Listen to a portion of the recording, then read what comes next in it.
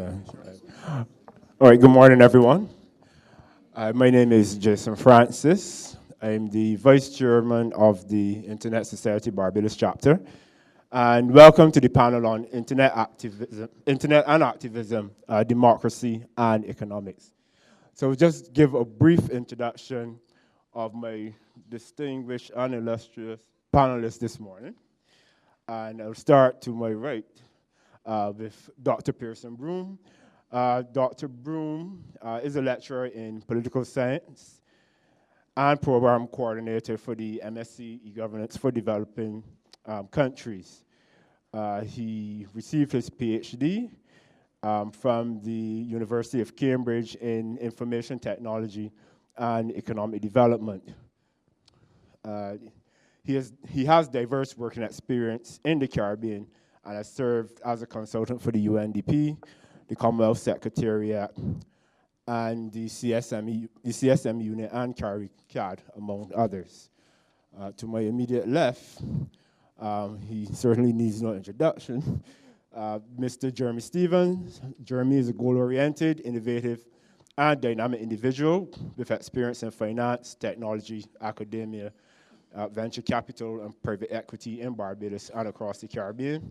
He once maintained the premier economic forecasting model in Barbados very early in his career and served as business advisor to a leading Barbadian venture capital fund.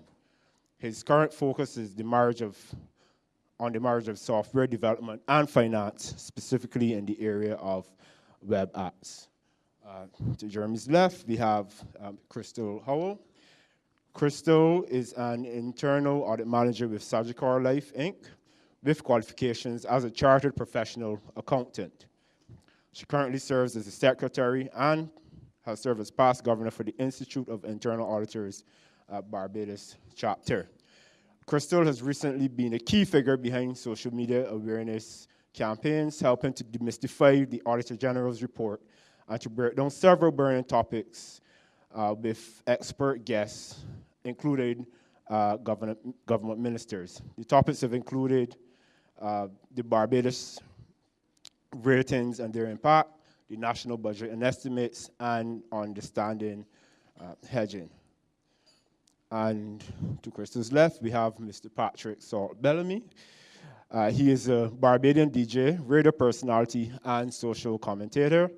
He has been with Slam 101 FM since its inception in 2010. And he produces the well-known call-in programs On a Rail and What Drives Me Crazy. He is moderator of the Central Bank of Barbados' Economic Forum and is known as a social commentator and for having a finger on the pulse of Barbados, especially its younger generation. We are awaiting one other panelist, but when she comes, I think she had a slight accident, but she's still committed to being here this morning, and when she comes, I will introduce her. So we'll start with Dr. Pearson Broom.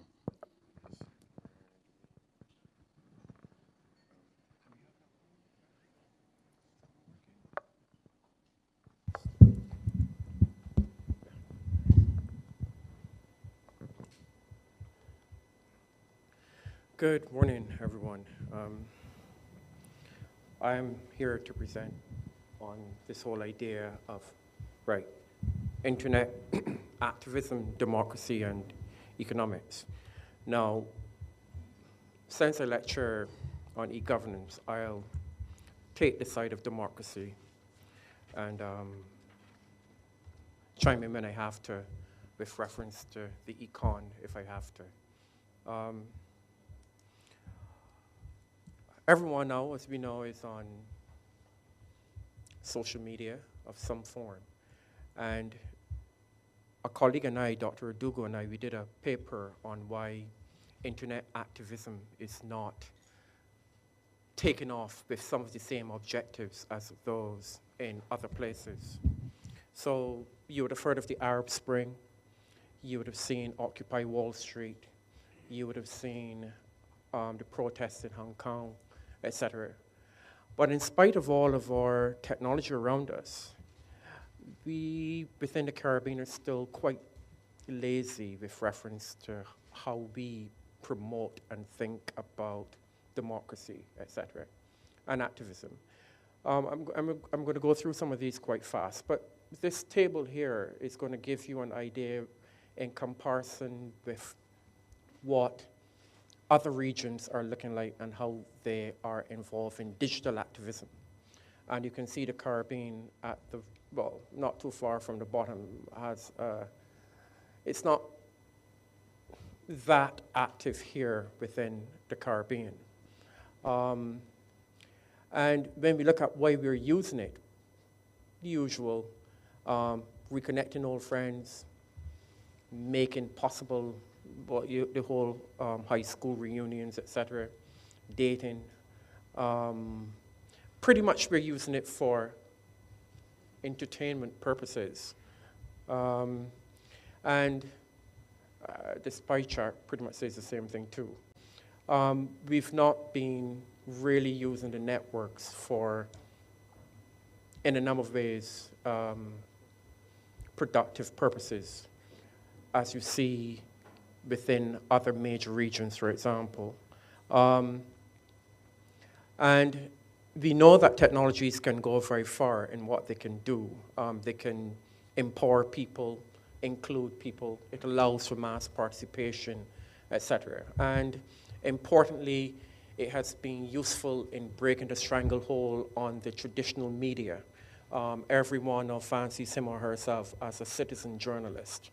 And they're now able to circumvent the media because the media can be gatekeepers. When you send a letter to the editor can decide whether they want to put it in the newspaper or not. You can now have your own blog and decide, well, look, I don't care about you anymore. I am just going to be here, and you can be a rabble-rouser. So it has allowed now greater form of participatory democracy and direct democracy. It has broken up newspaper sites as well. I don't think the Nation newspaper, sorry, one of the media houses here, for example, is as, that selling point every Saturday was a gossip column. And that was undermined by a website which more or less threw all caution to the wind and ignored all libel and slander laws. So nowadays, the general public just went straight to the website and ignored the newspaper. So it has dumbed down a lot in that regard. So the technology is here to stay. But although we have this activism and there are prospects for it, there are still quite a few challenges. One of the challenges that we have with why it is not as integral as in some of the countries you see on television, for example. We have a number of obstacles in our way. For example, we don't have freedom of information legislation in a number of Caribbean countries. Again, libel and slander legislation, outdated, needs to be revamped. And then we also have to remember that the telecommunication companies, if you're a true activist and you want to organize a process, the whole pay-as-you-go package access to data, for example, can also be an obstacle. And you know, for example, several people here, you send a message, it doesn't go through, oh, I wasn't near Wi-Fi. You can't afford the packages, etc. And this whole idea with digital literacy without civic literacy, increasingly what has happened is that, yes, you can manipulate the technology quite well, and you know its entrails equally as well. However, the challenge is, oftentimes you don't understand some of the fundamental issues that you're involved in, the general public. And if that has led to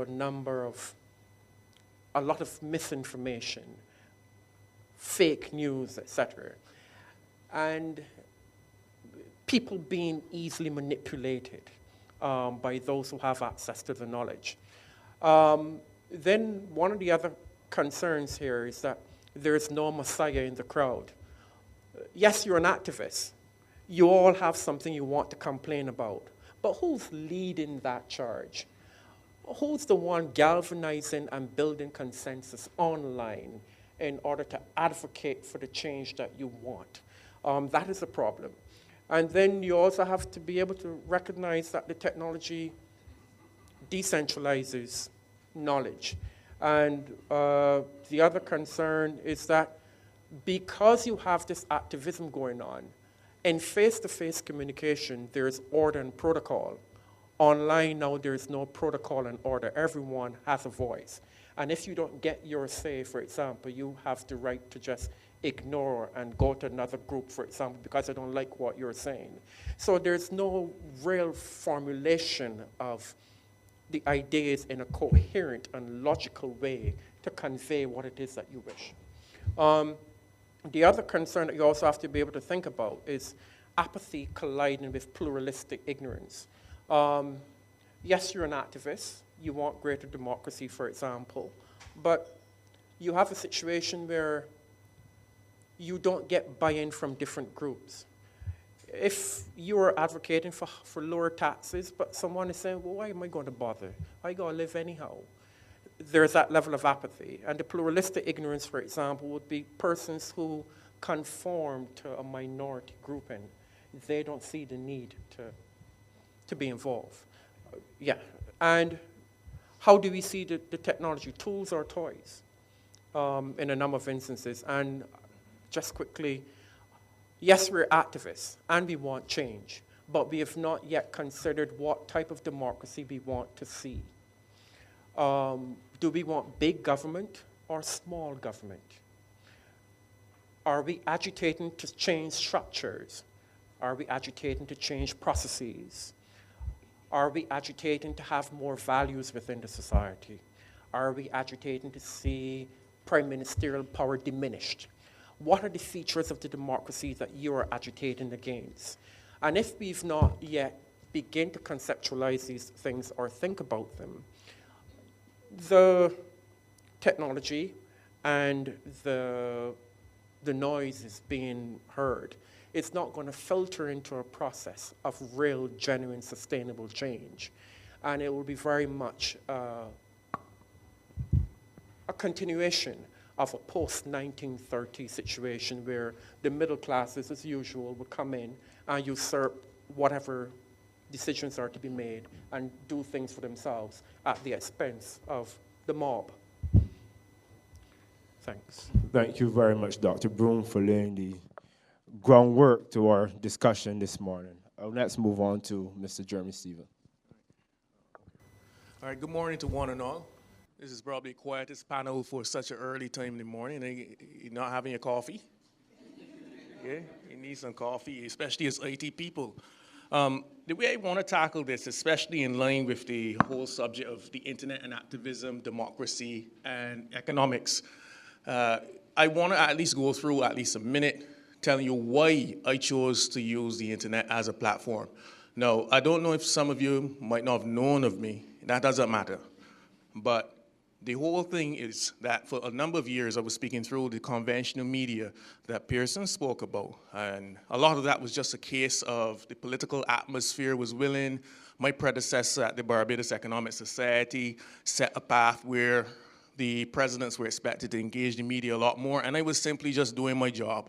But then I had a trip to Southeast Asia last year that changed my life forever, between Indonesia and Singapore. And when you're a UE student, especially a UE economics student, you learn very much about why that Barbados and Singapore were on even keel in 1960. And then when you actually walk through the streets of Singapore, you see skyscrapers and you see people not being as productive as you would imagine. And the streets are clean. Like I almost licked the street out there by Louis Vuitton. And the fact that they realized that space wasn't necessarily a constraint, but you can build buildings below the ground. So you got stores, like the same Louis Vuitton store was underground. You can walk right into a train station and then get off by a university. And you got your phone and you can see all your classes, and the smart city concept is there. Look, it was blowing my mind. And to imagine that both countries started off with similar resources, and I would even say Singapore had a harder deal outside of slavery. Singapore had a harder deal in 1960, a backwater, Most of its people weren't even nearly as educated as Bajans, and the Malaysians were really trying to choke it. They used to starve them of water, all of that stuff. Oh, 3 minutes already, imagine that.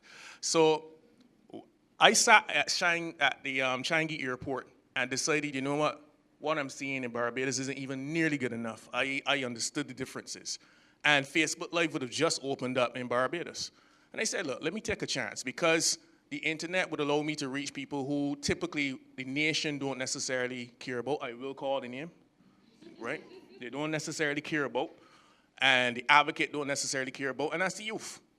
And my thing was that there was a big separation between those who were just doing something for a degree up here versus those who actually were at risk. I cared more about them. So I decided to just start talking. And hence why I choose a simplified way of talking, not to talk down to anybody, but literally economics is just like medical sciences. It could be as complex as you want it to be. A hurt arm is a hurt arm, if you get where I'm coming from. So that was the motivation behind it, and I see a lot of power behind being able to communicate directly with audiences. But you've got significant challenges that I imagine the moderator will point us towards as the conversation goes on. One of them is net neutrality, or a challenge against that. In the Caribbean, I cannot believe that there are entities, and I won't call their names specifically because they've got employees in this room, right? But they're actually against the whole idea of net neutrality, trying to monitor WhatsApp, trying to throttle access to Facebook. But yet, the whole idea behind sharing, behind growth, the fact that you can point to academic studies that show there's a direct correlation in growth opportunities provided by the internet and the national economy, even if you've got a sense of dissent through online forums, it does not necessarily mean that the status quo can be overthrown. Pearson's research even points to that. So the main point is that you just want to continue making it easy to educate people. And I at least figure, for at least my sake, that that's the main plus to having an open internet or net neutrality in the Caribbean. Yes. Yeah. Thank you, Jeremy. On next to Krystle Howell. Hi, good morning, everyone. I would have had a bit of a different background to Jeremy, as I would not have been in the public eye when I first launched my social media campaigns. I am a qualified accountant and auditor, and I would have spent a lot of time observing the information that was disseminated by the bodies that I am a part of. And I noticed that most of the information was going to persons who already knew about what they were talking about. It was a conversation amongst peers, and I found that there seemed as though nothing was coming of it. You have a discussion, it's a fantastic discussion, you have great ideas, and they put them forward to the appropriate bodies, and then it seems to die there. And one of the most disheartening statements that I have heard, many of the persons say, is that, because some of them would have considerable age on me, you would have been having these discussions for 20, 30 years, and you're not seeing any change. They're not being implemented. Nothing is happening. And I wanted to see if I could find a way to go outside of the traditional mediums. And I saw that a lot of people were using the Facebook Live videos. I find myself to be an IT novice, which is ironic here on the panel. But I figured if these people can take this medium and be able to use it to promote some of the most basic of things. You have persons using it to sell food, to sell clothing, to promote their products, to promote their services. Why can't I use this to be able to promote something that has an impact on every single citizen of Barbados? Because you may or may not like a particular brand of clothing, you may or may not like a type of food, but at the end of the day, you are impacted by the decisions that are made by the government. And it is very difficult to be able to see how you can get something on that level that is so highly specialized into a medium where the average person can pick this up and not only understand it, but sit through it. Because it's not something that you can easily break down into, say, a 5-minute segment. And even 5 minutes in social media land sometimes is too long. But having that ability to be able to break it down to a 30-minute and have people still engaged. I am thankful that I was able to do that because I am glad that persons are able to recognize and be able to make decisions in an informed manner as opposed to off of emotion or loyalty to a party that would have given them something in the past but no longer is able to do that. Thank you, Krystle. Just before we move on to Mr. Bellamy, let me introduce our final panelist, Ms. Krystle Hoyt.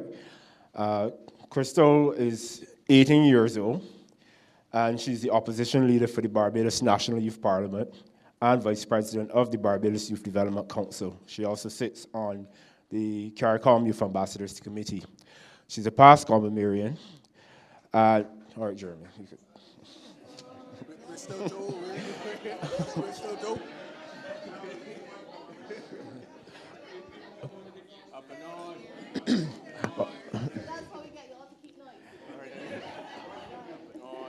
Patrick, make sure you represent for us this morning. Thank you.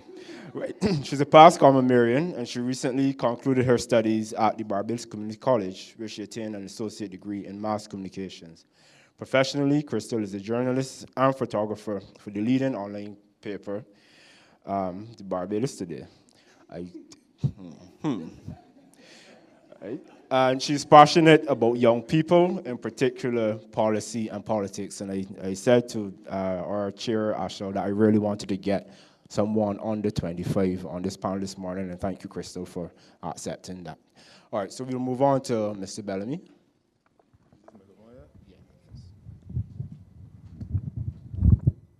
Good morning, everybody.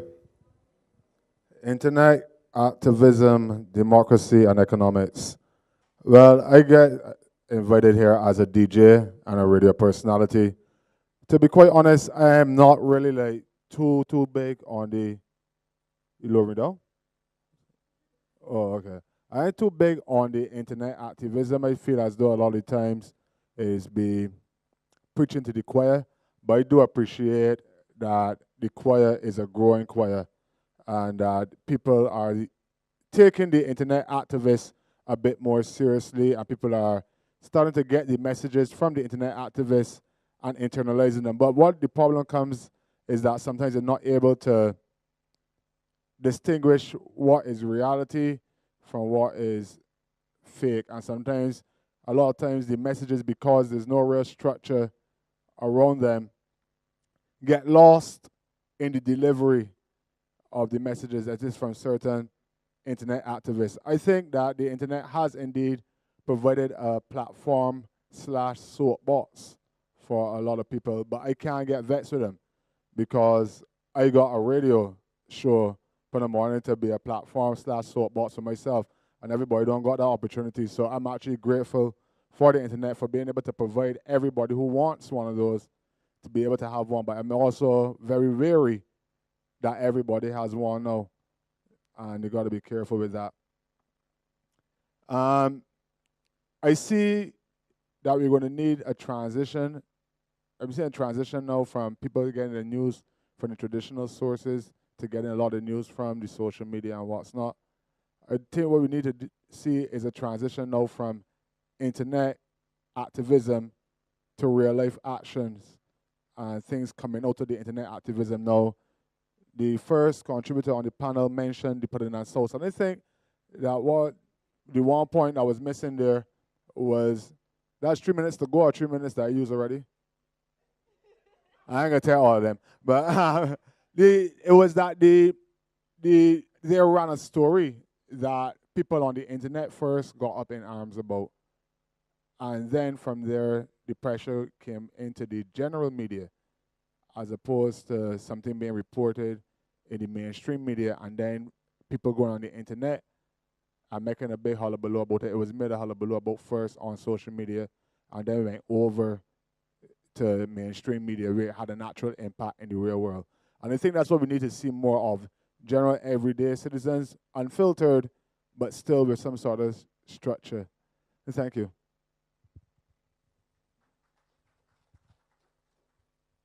Good morning. Morning. Right. Can you hear me? Okay, great. So, internet, activism, democracy, and economics. And where do young people fit in all of this? Well, I can say for sure that if anybody uses the internet, it's young people. Young people beat everybody else when it comes to using the internet. Young people primarily use internet and social media for communication. I wouldn't say that young people, that every young person utilizes the internet how they should. I think that many young people don't recognize that social media, whether it be Instagram, Snapchat, Facebook, or YouTube, is a platform. Your social media is a platform where you get to voice your opinions. And I think that's something that young people don't utilize. It's not to say that all young people don't utilize it, because young people utilize social media to market their businesses. There's no Bajan female. Well, every Bajan female, upcoming female, is a makeup artist and has a makeup artist page. Almost every single one of them. And there's no young person who can promote a fete or a cruise better than our young people. You can't beat our young people on marketing when it comes to that. So our young people do use social media as a platform. They use it to weigh in on issues. Look at the Life in Leggings movement. They use their social media platform in order to create a movement. Look at the recent budget. Every person on my Twitter was tweeting about the budget. And you found out information faster than you got it at Loop, Barbados Today, or anything, because they were on their social media platforms. So I would say that young people are engaging in social media and internet activism. Are they engaging in it as much as we'd like? No. When it comes to politics, young people are disheartened for the simple fact that many young people are spoken of, but never for. When we talk about young people in this country, we usually talk about young people as a problem. We never talk, we associate young people with crime. We don't ever see anything else. We paint all young people with the same brush. And that is the problem. And that is why young people are so disheartened when it comes to politics and refer to politics as politics. And we have a serious problem with transparency in our country. Young people feel as if when they're searching for information, some of the websites, we talk about e-governance, and some of the websites have not been updated in years. And that's the problem that young people face. Young people are upset, they want change. But young people don't feel as if they are being heard, even though we have all of these social media platforms, because we tweet, we post, we talk, we get upset when we have to pay education fees. We make long rants on Facebook, and then nothing comes of it. So yes, with the putting and south, change happened. But young people are on social media every single day, and nothing changes. Nothing goes viral. The only thing that will go viral is when we are fighting and somebody posts that online. And that's sad to think that that's the only thing from positive things from young people don't make front page. A young person in shackles is made front page, but a young person doing something positive, no. And that's the problem. And that's why we are trying to use our internet to create a voice. And that's it for me. Thank you very much, Krystle. I know you see why we wanted someone under 25 to be on our panel this morning. We'll open up to the floor before I pose some questions of my own to the panel. And please remember to state your name and organization.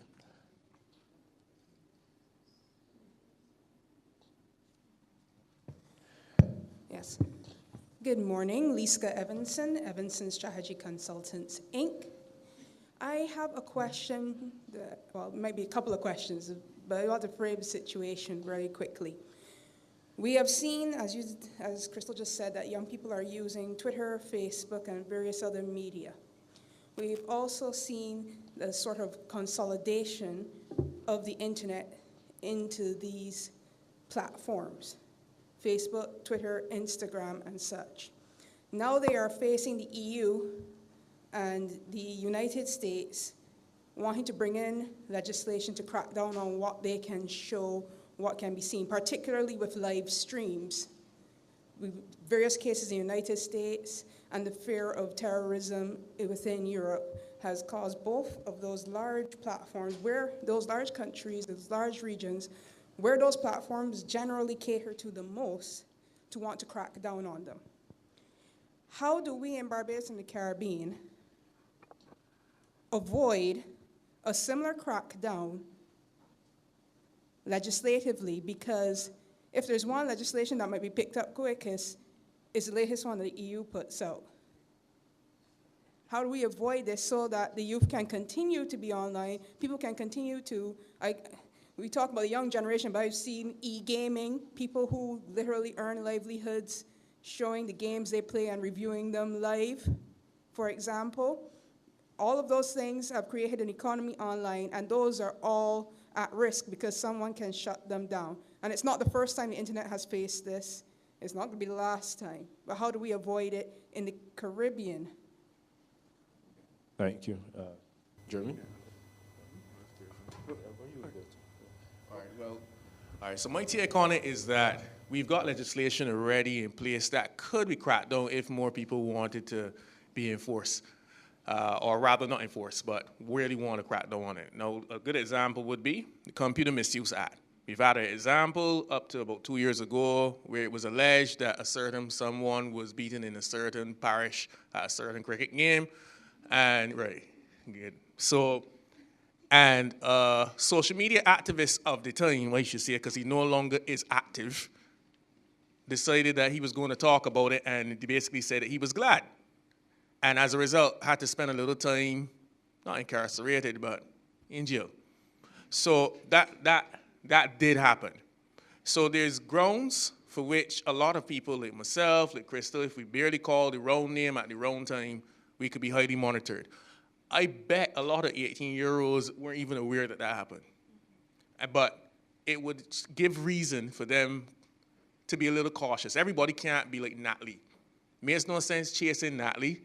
For the so-called young people in the room, chasing down Natalie, when you might not get anything out of it. But someone with a so-called reputation, some 18-year-old with a reputation, probably with some good points, speaking a certain way, because you know we like well-spoken people in the Caribbean, all of a sudden, that act is thrown at them. So we're not any different with respect to America, and especially England more so than the rest of Europe in having that kind of legislation. But here's where my fear is. We aren't, given the current structure of the internet, we aren't, let's say, a center of activity. We depend very heavily on Florida. Well, more so recently, it seems like out of South America through Curacao. We depend very heavily on other regimes for censorship. So if, for instance, all of a sudden, and I will say this, in the United States or in Colombia, for instance, porn becomes illegal, then I'm sorry, because the most searched site in Barbados, if you check out Alexa, is Pornhub, outside of Google. Yeah, it's one of them porn sites. One of them porn sites. Pornhub is one of them. Sorry, wait, you might, Jeremy, you might not have heard of it, but you've seen it. So,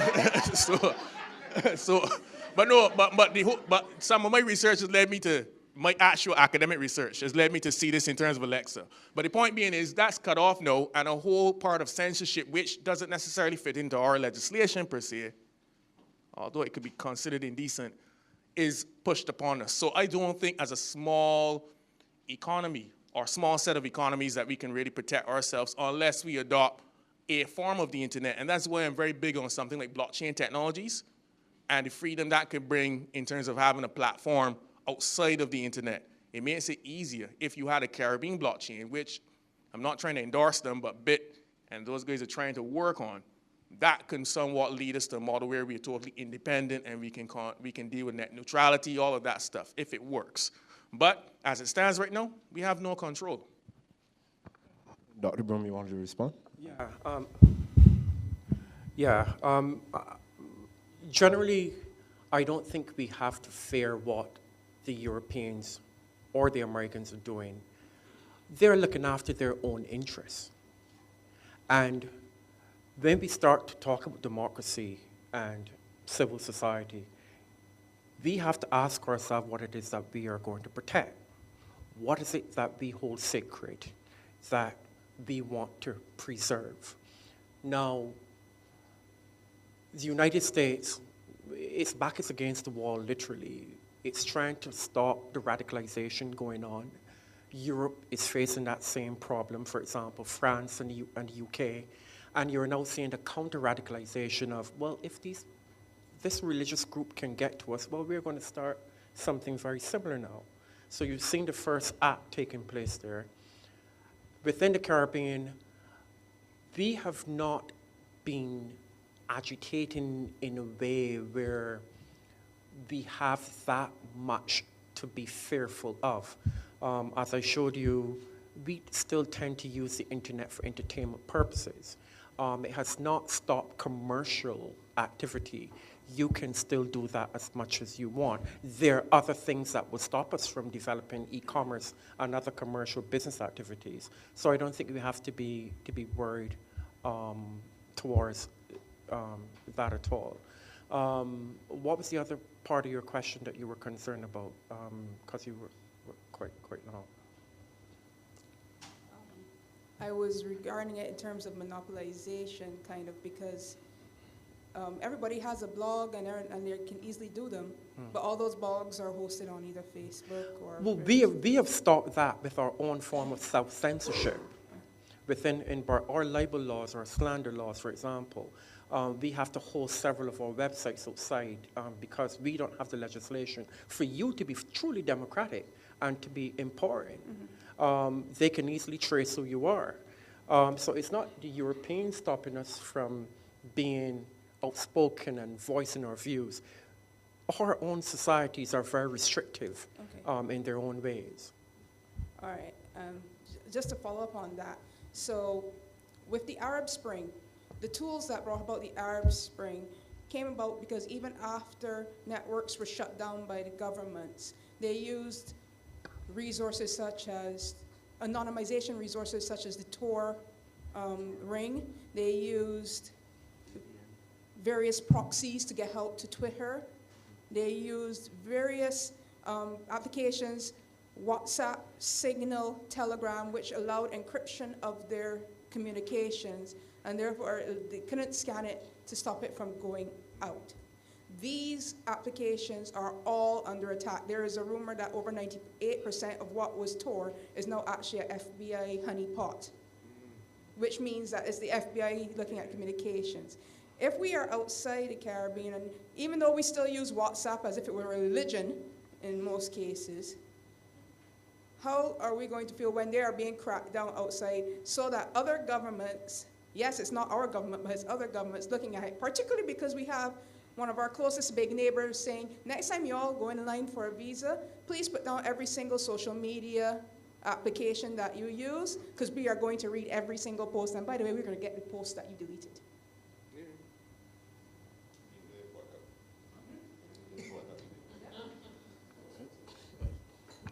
Next comment, question? Yeah. Okay. My question is for Krystle. Which Krystle? My name is Ashell Forde. I am the chairman of the Barbados IGF Steering Committee. Sorry. Krystle, I want to know more about what moved you to come. Oh, there are two of them? Yes. Krystle Howell. I want to know what moved you to bring the Auditor General's report to the average Barbadian. I want to know if it was more than just, because I think that we all fed up, or at some point we were all fed up. So, but we didn't all take to social media. So I wanted to know what specifically moved you to do that, and a little bit more about how it was received, if you were surprised by the result that you got. As I would have mentioned before, I would have... I forgot I need a microphone.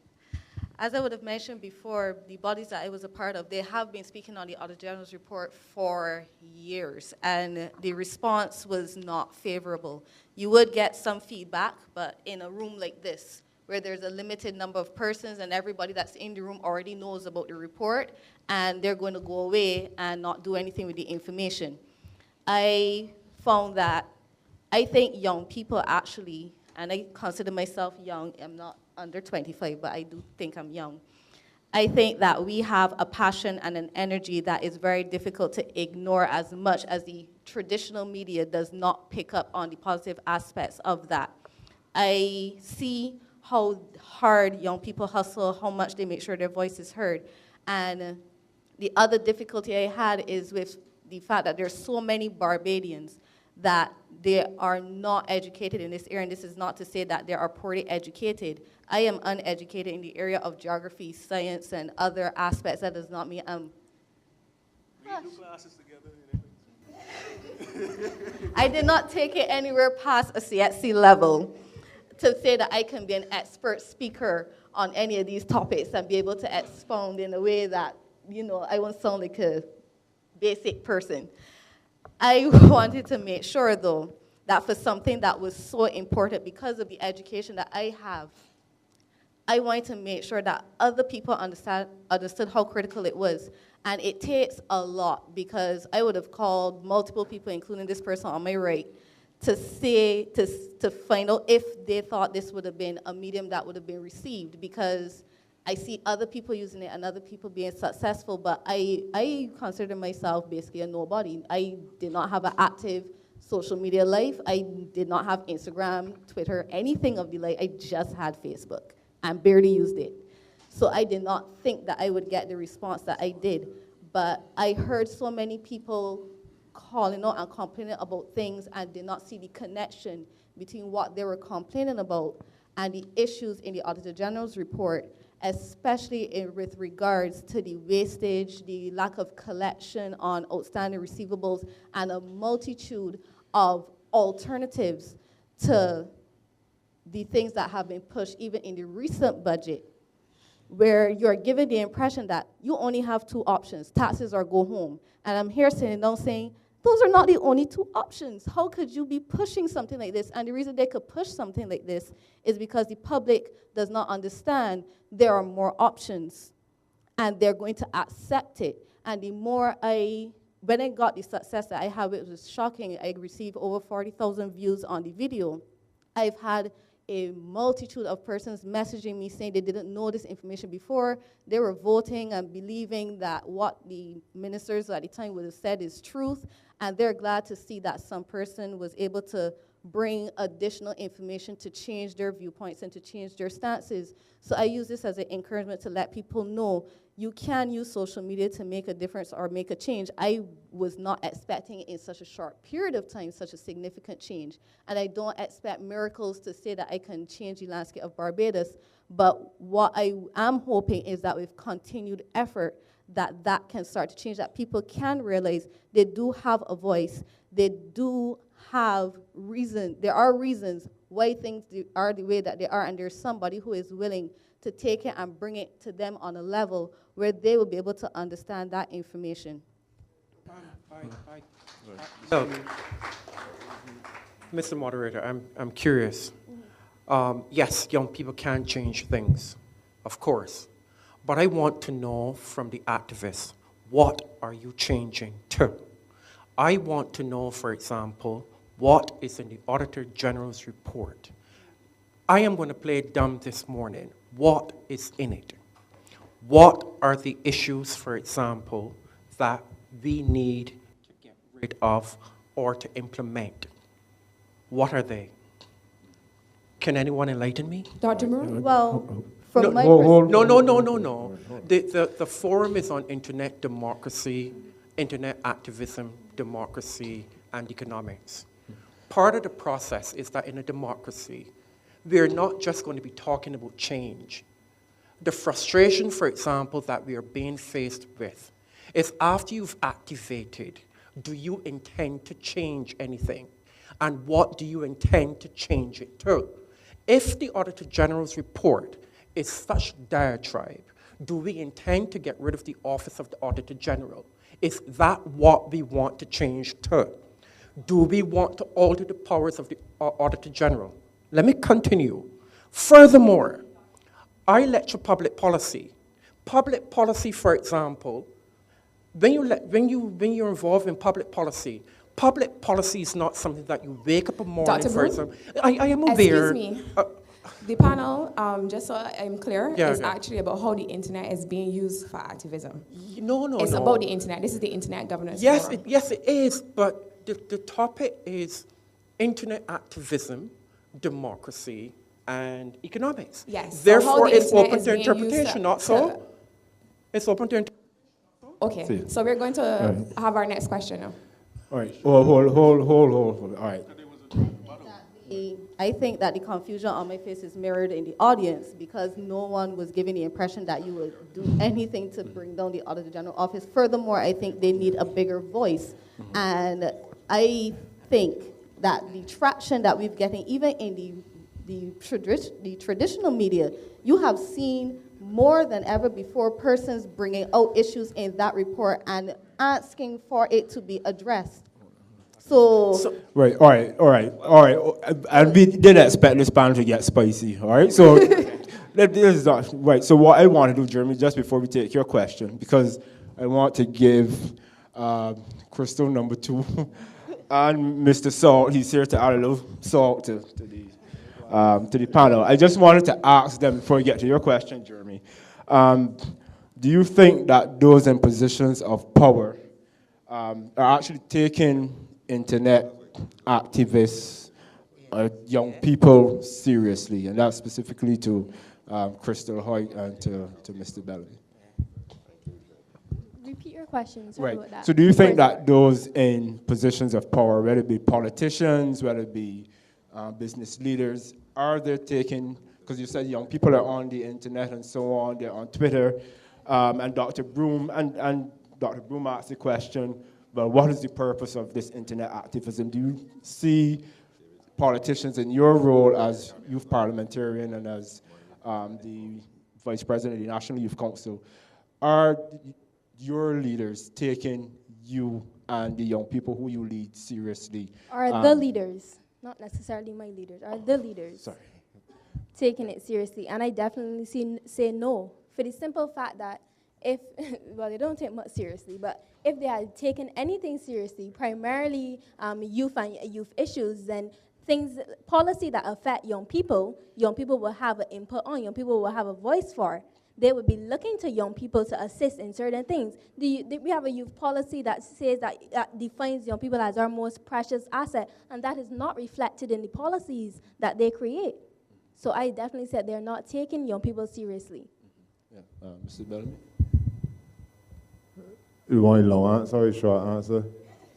The answer is no, though. You're not taking internet activists seriously, but not to get too general or away from the conversation. I think that's more a reflection of how they care about anything going on in the society and not necessarily a slight on the internet activists. But I think that the internet activists can be taken more seriously once they start to see changes being made and results and people actually getting up and moving. Mm-hmm. Jeremy is saying no, but let me get to the other Jeremy first, quickly. Yeah. Hey, okay, firstly, I really want to thank Jeremy and Krystle. I generally follow you guys. I mean, except when Jeremy got that awful blue shirt, but I mean, apart from that. Chelsea? Yes, Chelsea shirt, yes. Because Jeremy and Krystle are able to break points down in a way that the average person, a layman, can understand. And that is really, really appreciated. And when I speak to people on the streets, I mean, and people will forward your posts and stuff on other forms of social media, right? So it's much appreciated. You made a point earlier about, I guess, it's net neutrality. And, I'm Jeremy Jones, and I'm representing in Net Society Barbados chapter. And one thing I will say is that the Internet Society Barbados chapter will provide a forum, a means for us to push back on certain things. So as much as you speak, pardon? Yeah, they spoke about it last week. I do know that, yes. Yeah, so that is a challenge. But once again, as in your sessions, I mean, people post questions and, the conversations evolve. So feel free to use the Internet Society. Use us, lean on us. We have, there's a ton of resources. And the Computer Misuse Act is old. I mean, follow the Budapest Convention, but, that convention itself is ever evolving, and we have not evolved with it. So, as I said, use us, and let's push back on the powers that be. And I believe it will be for the greater good in the long run. All right. Thank you, Jeremy. All right. We have very limited time, and I wanted to, all right, quickly, David. David Smith, also with the Internet Society. I wanted to raise the point that I don't know if it is the internet activists who are causing it, or if it is a reflection of Donald Trump's alternative means of reaching the public. But I've noticed that we now have local politicians who are also taking to Facebook in various forms and fashions to put out their own ideas. So I suspect it is very much a reflection of the work you guys are doing and the impact that's being made. Maybe, maybe not, but I'd be... So what I'm going to do now, I'm going to ask, well, we have 5 minutes left, so I'm going to ask the panelists to give some closing remarks. And I know Jeremy was hitting back against Krystle. Not hitting back, but countering what Krystle was saying, probably because he has had a different experience. So I'm going to let him. You guys even beginning to know. Look, internet activists have an impact, but it's about where you hit. When you get threats, when you begin to get threats, I can say this in here because Krystle knows about it. When you start getting certain threats sent to you, then start telling me that internet activists ain't got something.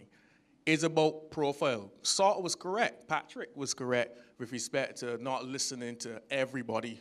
If you manage to inculcate or create an image where people follow, and the worst thing you could ever do for me is say Jeremy Stevenson and they get back to a politician. Because unfortunately, it results in the politician either thinking that I am openly opposing them as opposed to the policy. A lot of what goes on in Barbados is personalized as opposed to intellectualized. We are an anti-intellectual society, progressively more so than ever. So the way that you become effective is to become the intellectual, not just to become a person making noise, and there's an art to it. So if young people want to really, and let me, for the instance of why Jason brought up under 25 here, not characterize myself as a young person despite being a millennial. If young people want to be the internet activists that affect change in Barbados, it calls for something called organization. In other words, it doesn't have to come through a body. It just has to come through persistence. I've been at this outside of social media for 7 years, and it's only this year I started getting the threats. So change ain't gonna happen. Salt has been on the radio since 2010, 7 years. I'm quite sure right now, if he does another R. Jones joke, because I know that's the fastest one to come out is most I remember, a R. Jones joke, right? If he does one, I am quite sure he will get a response because he's been at it for such a while that it can be seen as an influencer. So the main thing is persistence. That is how you do it. Arab Spring happened because it was violent. If you want change in the Caribbean, we don't necessarily want violence, but you need persistence, and then you'll be influential. Thank you, Jeremy. And to Dr. Broom, I'm going to give you 20 seconds. And I know you've been asking, what change do you want to see? So I'm going to ask you to give some, as the foremost intellectual on the panel, how the strategy, how can someone like Krystle Hoyt help to bring about such change? I think we have to go back to first principles. If we look at all the social movements that were taking place, they were just not agitating because they can. They were agitating to bring about institutional changes in order to bring about a better livelihood for the different groups they were agitating for. When we look at our society today, are we just agitating for bread and butter issues? Okay, so we want lower taxes because we think there are too many. And as we get lower taxes, we dissipate. It's not an issue any longer. Or are we agitating, for example, for larger economic changes, fundamental changes to the economy? When we look at agitation, the frustration being expressed by young people, for example, are we agitating for changes to the structure of government where young people now have an institution that they can be elected to to voice their opinions, for example, where there is a new institution where their views are heard within Parliament so that they can now help to effect change? Or are we just going to hear what they have to say, write it up in a report, and you can say, well, yes, but these are the proceedings of our agitations, for example. When we're agitating, for example, or the activism, what is it that fundamentally we want change in our society? I have no problems with people being empowered, but to what end? And it must have an end point, or else what we're doing online is no different to what we were doing over the years. We don't do anything online that we don't do in person. It's just a transfer, a new method of doing things.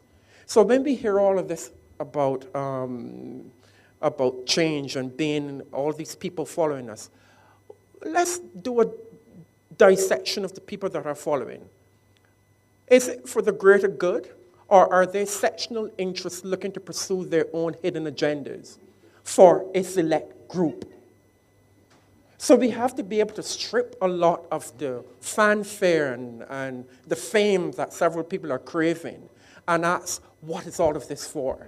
Thank you, Dr. Broom. Thank you very much. Quickly to Krystle, what change do you want to see in 10 seconds, and how would your young people bring about that change? Well, I definitely want to see change as it relates to tokenism. Young people are invited to different events, and we say young people were there, we say that we listen to young people, but we don't really take young people seriously. Young people could be as persistent as Jeremy wants them to be. Young people are not taken seriously in the country. Young people are not seen as anything. We don't add to the table. We are seen only as a problem. So I want the young people to be taken more seriously, one. And two, I don't want any more tokenism, because that is the root of the problem, where we just want young people to have a seat at a table, but we don't want young people to say anything, to be seen and not to be heard. All right, Patrick. So, quickly.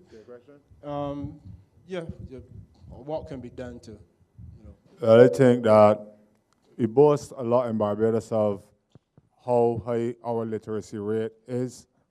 I think that we got information coming from other sources. What we need to do is to think more critically as Barbadians, see the information, gather the information, take the information for what it is, and then make a decision on what's not. So once everybody talking, then once you can figure out who talking sense and who ain't talking sense, then we will see change coming about, because then we will know who to listen to.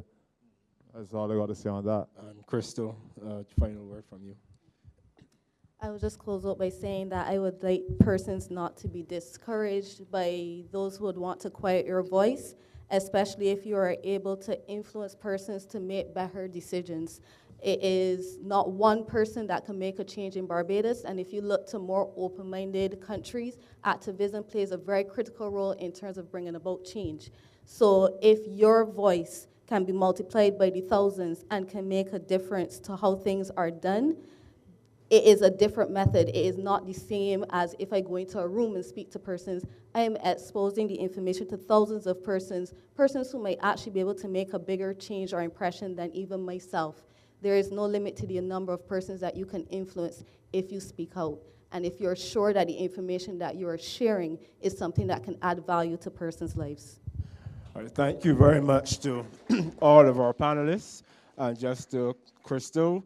We didn't invite you here this morning as a tokenistic measure. The Internet Society, I can guarantee you, welcomes the voice of young people, and we are here to help you strategize for that change you want to see. So thank you, Dr. Broom, Jeremy Stevens, Krystle Howell, Patrick Salt Bellamy, and Krystle Hoyt. Ladies and gentlemen, over to our next panel on Internet activism and gender.